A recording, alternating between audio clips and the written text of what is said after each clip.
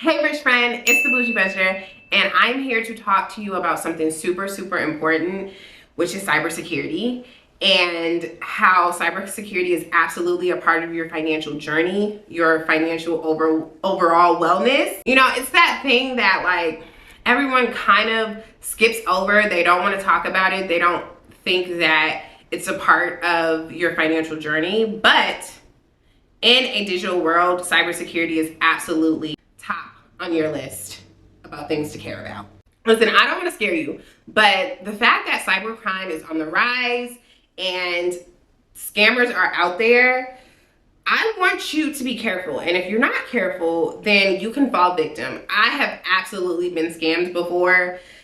Not a fun experience, but this is why I'm going to show you 6 of the tools that I use in my personal cybersecurity tool belt just to protect myself from getting hacked, or to protect myself from getting hacked again, because it definitely has happened. So please watch the entire video.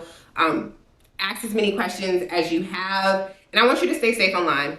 If you want weekly tips about money, cybersecurity, and how it all relates to your personal finances, make sure you subscribe to your girl. And I also have a private email list that you can sign up for, and it comes straight to your inbox, all of my tips, tricks, and everything in between.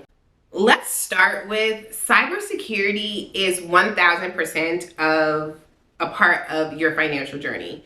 And our society has moved to digital money, and I'm not talking crypto. I'm talking our actual money. How the world negotiates and uses dollars is digital. Yes, you may have some physical cash, but having digital cash is the same thing. That's our credit cards, our debit cards, online banking. Everything is online. And to not include this as part of your financial health is absolutely crazy. You have to have this as a part of your way to protecting yourself and to growing your finances. I'm going to give you my tips or my favorite tools. So first, let's talk about passwords. Passwords need to be strong. Your password and your email are the first line of defense against hackers.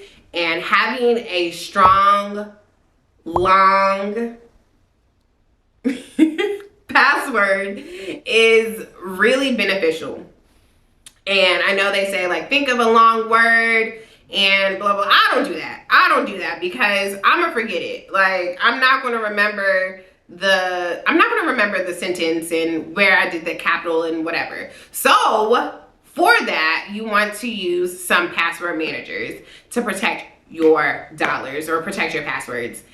I do not personally use the Apple password holder or the Google one. I like to have some type of separation between my Apple and Google products, and I already use a lot of their products, so I try to have some kind of separation, and I use LastPass.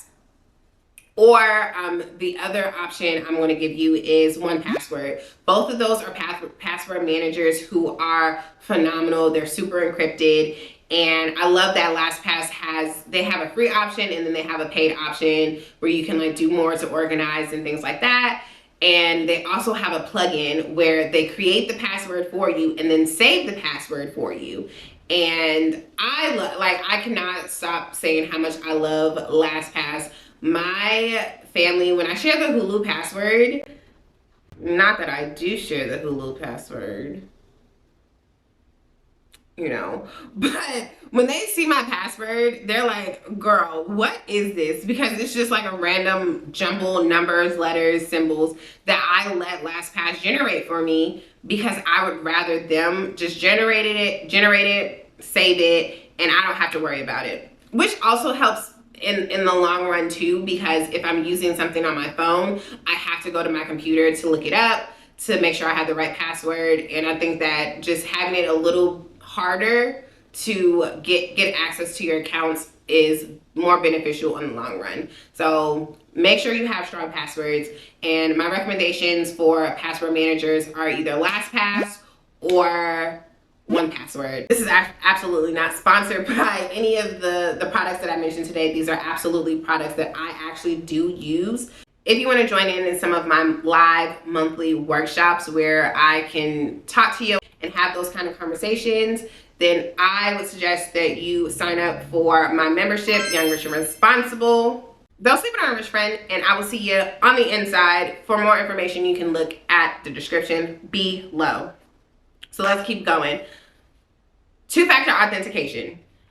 Two-factor authentication is super, like, you need it. You need it for all of your banking, anything. I even have two-factor authentication on my social media just because that's how I make money. But you can do it in two ways. You can always have them text your phone, but I prefer to have the app that resets the numbers every 30 seconds. My two recommendations for that is either LastPass, they have the authenticator connection, or Authy. I actually prefer Authy over the LastPass one.